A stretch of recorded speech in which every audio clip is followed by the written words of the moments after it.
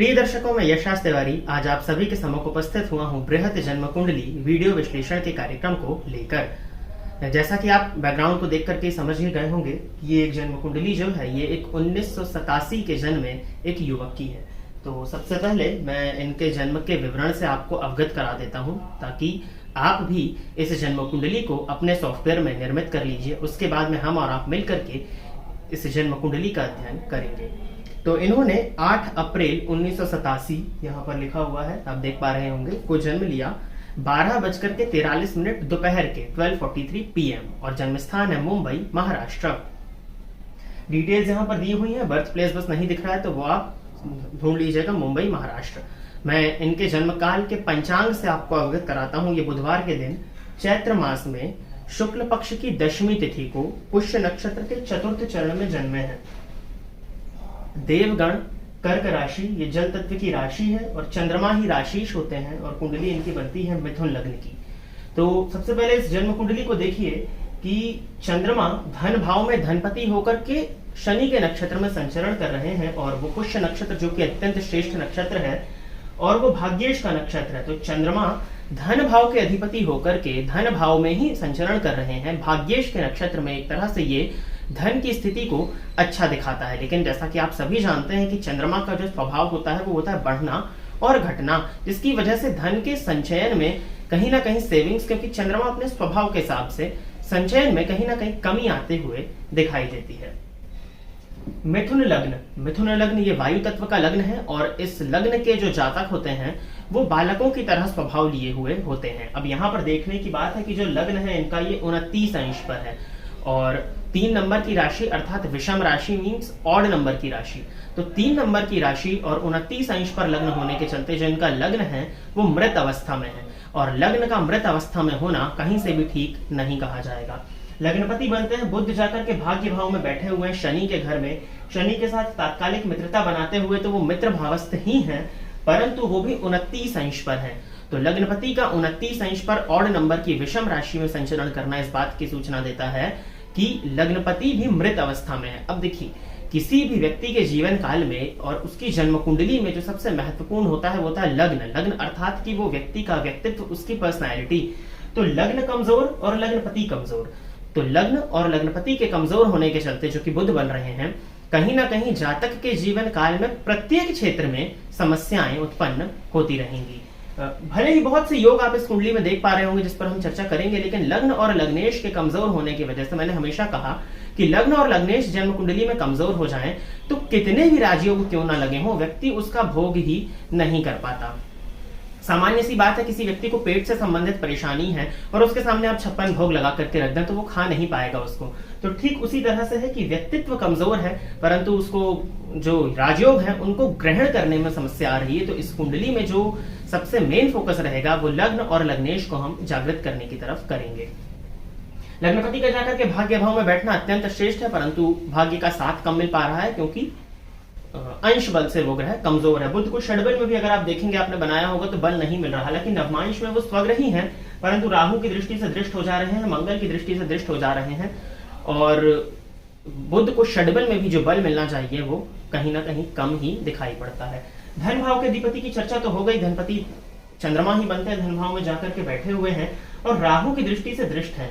तो धन भाव पर राहु की दृष्टि का पड़ना तो कोई बुराई नहीं, क्योंकि दशम भाव से बैठ करके राहु दृष्टि डाल रहे हैं जिस पर हम चर्चा करेंगे आगे। लेकिन चंद्रमा पर, मन पर राहु भ्रमात्मक ग्रह की दृष्टि का पड़ जाना कहीं ना कहीं जातक के मन को अशांत करने वाला कहा जाएगा। वैसे भी ये चंद्रमा केमद्रम दोष से ग्रसित है, फलस्वरूप जातक को मानसिक अशांति और कई बार अकेलापन महसूस होने लग जाता है। पराक्रम भाव के अधिपति सूर्य जाकर के दशम भाव में बैठे अत्यंत श्रेष्ठ होता है। ये सूर्य का दशम भाव में जाना, ये दिग्बली हो जाते हैं। तो सूर्य को दिग्बल की प्राप्ति, स्पेशली पुरुष की कुंडली में ऐसा व्यक्ति पुरुषार्थी होता है और दशम भाव में सूर्य हो तो शासन, प्रशासन, राज्य, सरकार से लाभ दिला देते हैं, या यूं कहें कि ऐसे लोगों की पकड़ वहां पर बहुत अच्छी हो जाती है। सुख भाव के अधिपति बुध बन जाते हैं जिस पर हमारी चर्चा हुई। तो सुखेश का भाग्य भाव में जाना अच्छा है, जातक के पास में भूमि, भवन और वाहन के सुखों की प्राप्ति होती रहती है। पंचम भाव का अधिपति शुक्र बन के जाकर के नवम भाव में बैठा हुआ है, शनि के घर में है। और आपने सदैव सुना कि शनि के घर में शुक्र का होना उतना अच्छा रिजल्ट नहीं देता जितना कि गुरु के घर में। तो वो शुक्र नवमांश कुंडली में गुरु के घर में उच्च के हो गए हैं, फलस्वरूप शुक्र भी इनके बली हैं। यहां तक क्या समझ में आ रहा है कि कुंडली के भावों के पास में बल है, राजयोग भी है, परंतु व्यक्ति ले नहीं पा रहा होगा, कारण लग्न और लग्नेश का कमजोर होना। षष्ठपति मंगल बनते हैं जाकर के 12वें भाव में बैठे हैं, तो षष्ठेश का 12वें भाव में जाकर के षष्ठ भाव को देखना इस बात की सूचना देता है कि शत्रु तो होंगे, लेकिन शत्रुओं से ज्यादा कोई नुकसान की आवश्यकता नहीं है। कर्ज ले सकते हैं, लेकिन कर्ज दिया तो लौटकर कभी वापस नहीं आने वाला है। शनि बैठे हुए हैं भाग्यपति होकर के षष्ठ भाव में, तो भाग्येश का षष्ठ भाव में जाना, भाग्य का साथ भी तभी मिलता है जब आप कुछ रिस्क लेते हैं अपने जीवन में। ऐसा नहीं है कि फ्लुएंटली लाइफ आपकी जाने वाली है, आपको रिस्क लेना होगा। जैसे जैसे आप रिस्क लेंगे तो आपका भाग्य आपका साथ देगा। षष्ठ भाव में वृश्चिक राशि है और शनि पर मंगल की दृष्टि का पड़ जाना कहीं ना कहीं कमर या आंखों से संबंधित परेशानियों को दर्शा रही है और ऑपरेशन की संभावनाएं भी बनती हैं। और वृश्चिक राशि होने के चलते गुप्त रोग की संभावनाएं भी बनती हैं। तो इस बात का सावधानी और सतर्क आपको रहना चाहिए, इस बात की सावधानी रखते हुए सतर्क रहना चाहिए। सप्तम भाव के अधिपति गुरु जाकर के दशम भाव में हंस नामक महापुरुष योग लगा करके बैठे हुए हैं, अत्यंत श्रेष्ठ है, इसमें कहीं कोई परेशानी नहीं है। अष्टमपति और भाग्यपति शनि की चर्चा हो चुकी है, दशमेश दशम भाव में है, तो जातक का करियर इत्यादि अच्छा होता है। हालांकि इनके प्रश्न करियर से ही संबंधित है, क्योंकि लग्न कमजोर है तो उसका लाभ भी नहीं मिल पा रहा। और लाभेश जाकर के 12वें भाव में बैठे हैं, तो लाभेश का 12वें भाव में जाकर के बैठना इस बात की सूचना देता है कि धन ऐसे व्यक्ति के पास नहीं टिकेगा, लेकिन लाभपति होकर के व्यय भाव में बैठे हैं तो व्यय होगा, उसी से लाभ होगा। तो व्यय से घबराने की आवश्यकता नहीं है, व्यय होता रहेगा परंतु लाभ की स्थिति बनेगी। जन्म कुंडली से आप मांगलिक हैं, आपके जन्म कुंडली के 12वें भाव में मंगल की दृष्टि आपकी कुंडली के सप्तम भाव पर पड़ रही है, जिसके चलते आप जब भी विवाह करें, 87 का आपका जन्म है और गुरु ही सप्तम पति होते हैं, मुझे नहीं लगता विवाह आपका हुआ होगा, क्योंकि नवमांश की स्थिति को देख पा रहा हूं। जब भी आप विवाह करें, बाकायदा कुंडली मिलान करके ही आप विवाह करें, वो आपके लिए उचित होगा। और इसके बाद में बात आ जाती है कि आपका जो जन्म हुआ है वो बुधवार के दिन हुआ है, तो बुधवार के दिन जन्म होने के चलते बुध का प्रभाव व्यक्ति के व्यक्तित्व में आ जाता है, फलस्वरूप व्यक्ति जो है वो बुद्धिमान होता है। तो मिथुन लग्न के जातकों में बुद्धि की तो कोई कमी ही नहीं होती, क्योंकि बुध से प्रभावित वो ऑलरेडी है। तो ये था मेनली इस कुंडली में। अब इस कुंडली के जो आप योगों को देखें तो दशम भाव में राहु का होना, दशमस्थ राहु अति विशिष्ट कारक होते हैं और व्यक्ति को राजनीति के पद पर ऊंचा उठा देते हैं। दशम पति गुरु ही दशम भाव में बैठे हुए हैं, हालांकि गुरु राहु की युति अंगारक ये गुरु चांडाल योग भी बनेगी, और सूर्य राहु की युति सूर्य ग्रहण योग भी, जो कि छवि को धूमिल करने का काम करती है। लेकिन छवि किसकी धूमिल होती है? जिसकी ऑलरेडी पहले से छवि हो। तो ये अपमान कराने वाली तो है, क्रेडिट में कमी लाएगी, लेकिन कहीं ना कहीं जब मान या सम्मान होगा उसी के बाद में अपमान की स्थिति बनती है। तो वो है आपकी कुंडली का दशम भाव, अत्यंत मजबूत है। और वैसे भी ज्योतिष शास्त्र का कथन है कि अगर एक भी ग्रह दशम भाव में हो या एक से अधिक हो तो ऐसा व्यक्ति फेमस होता है, मशहूर तो हो ही जाता है। तो वो आपकी कुंडली में योग लगा हुआ है, लेकिन कहीं ना कहीं लग्न और लग्नपति के कमजोर होने की वजह से प्रयत्न कमजोर पड़ रहा है। आलस्य की बहुत ज्यादा अधिकता इस कुंडली में दिखाई पड़ रही है। तो कर्क राशि और लग्न और लग्नेश का कमजोर हो जाना, लग्न और लग्नेश के कमजोर होने से भी व्यक्ति को जो एफर्ट्स करने चाहिए पराक्रम में कमी आ जाती है। बुध और शुक्र की दृष्टि पराक्रम भाव पर है, पराक्रम पति 24 अंश पर बैठे हैं, लेकिन वो भी बाल्यावस्था में है, तो पराक्रम की कमी भी मैं आपकी कुंडली में देख रहा हूँ। अब हम सबसे पहले इनके इंट्रोडक्शन की तरफ चलते हैं। तो इन्होंने लिखा है कि मेरा जन्म और पालन पोषण मुंबई में हुआ है, मैंने मास कम्युनिकेशन और विज्ञापन में मास्टर्स की पढ़ाई करी है। तो ये बुध की ही क्षेत्र की पढ़ाई किए हुए हैं, क्योंकि लग्नपति बुध जाकर के भाग्य भाव में, भाग्य भाव से उच्च शिक्षा का विचार किया जाता है, और पंचम भाव शिक्षा का स्वामी होकर के नवम भाव में लग्नेश के साथ में बैठा हुआ है। तो ये भी श्रेष्ठ है, और जो पढ़ाई भी इन्होंने मास कम्युनिकेशन और विज्ञापन में मास्टर्स की करी है ये अच्छी ही दिखाई पड़ती है। सिंगल चाइल्ड है ये, अच्छा इनका कोई भाई बहन नहीं है, तो ये सिंगल चाइल्ड है। पढ़ाई इत्यादि करके जॉब की, पर जॉब में कभी खुशी नहीं मिली और ना ही सक्सेस मिला। इन्होंने पढ़ाई वगैरह पूरी संपूर्ण करी, जॉब भी करी, परंतु जॉब में इनको कभी सक्सेस नहीं मिला, और एक्टिंग में हमेशा इनका इंटरेस्ट रहा है। देखिए वैसे भी मिथुन लग्न की कुंडली होने के चलते मिथुन लग्न का स्वामी बुध होते हैं, और बुध व्यापार के कारक हैं, तो ऐसे लोगों को व्यापार की तरफ ज्यादा अच्छा महसूस होता है, और किसी के अंडर में काम करना पसंद नहीं करते। वैसे भी सूर्य राहु और गुरु सबके पास में काफी अच्छा, गुरु तो वैसे ही है आपके दशम में हंस योग में, तो किसी के अंडर में काम करना पसंद नहीं आता। इस वजह से भी हो सकता है सक्सेस नहीं मिली, और सक्सेस ना मिलने का कारण साफ दिखाई पड़ता है कि गुरु राहु की युति आपको क्रेडिट नहीं मिल पाता, काम आपने किया लेकिन क्रेडिट नहीं मिला, और लग्न के कमजोर होने की वजह से आप उसको ले भी नहीं पाए। देखिए इस दुनिया में सब कुछ है, सबके लिए है, निर्भर करता है कि आप कितना ले सकते हैं। जो भी लिया वो यहीं लिया और जो भी दिया वो यहीं दिया, तो लेना है हमको, लेने के लिए हमारे लग्न को मजबूत करने की आवश्यकता पड़ती है। एक्टिंग में हमेशा इंटरेस्ट रहा है, वो तो शुक्र आपके नवमांश में उच्च के हैं, तो वो योग है ही आपकी कुंडली में, कोई दिक्कत नहीं है उसमें। थिएटर एंड टीवी किया एंड ओटीटी की तरफ जा रहे हैं। ओटीटी मतलब ओवर द टॉप, जो आजकल वेब सीरीज इत्यादि चल रही हैं, तो उसकी तरफ ही जानने का प्रयास कर रहे हैं, देखेंगे हम उसको अभी आगे चलकर। फिलहाल काम नहीं मिल रहा है एंड फिलहाल जॉब भी नहीं है, पर एक्टिंग में फोकस करना चाहते हैं। अच्छा, वर्तमान समय में इन्हें जॉब भी नहीं मिल रहा है। देखिए अगर जॉब ही करना है, प्रयासरत है, तो 21 जुलाई के बाद से योग प्रारंभ हो चुके हैं और गोचर कुंडली से भी गुरु भाग्यस्थ हैं, तो मुझे लगता है कि जॉब मिलने का योग अभी चल रहा है अगर आप प्रयत्न करें तो।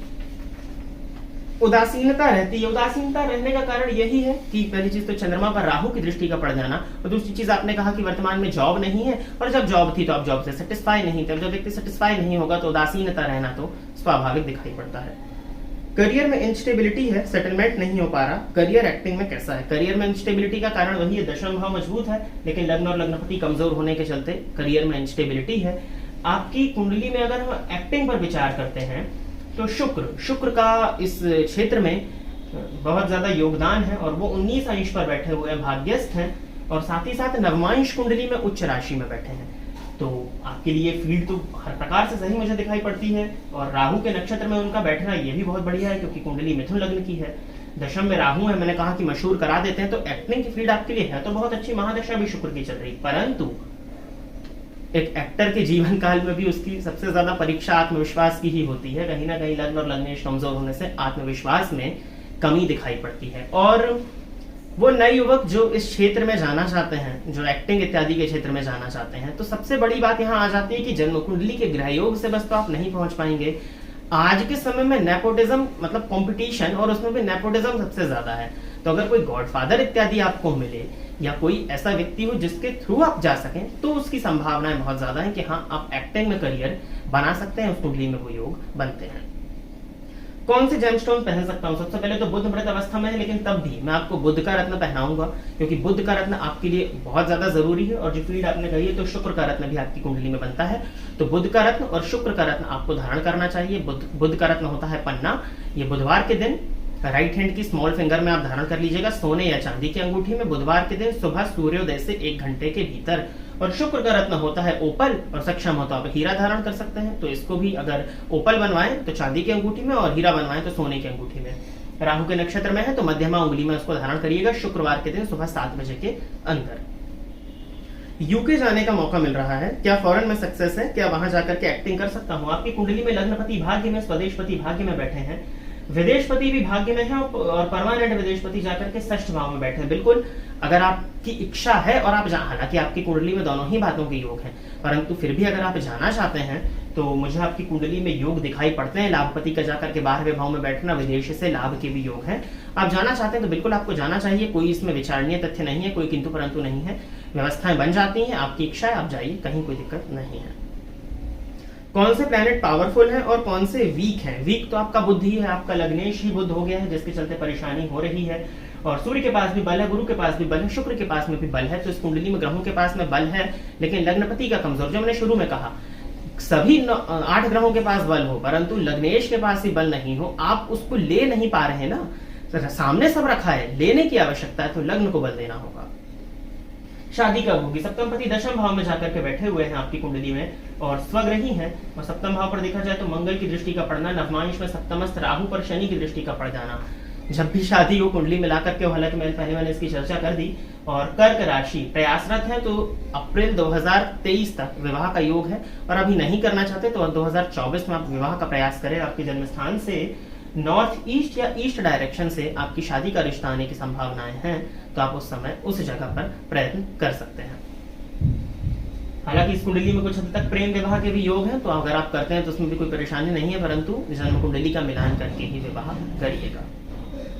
हेल्थ कैसी रहेगी? कोई बड़ी बीमारी तो नहीं होगी। देखिए रोग भाव में शनि बैठे हैं, अब रोग भाव में शनि का होना इस बात की सूचना देता है कि वो आपको बचाएंगे।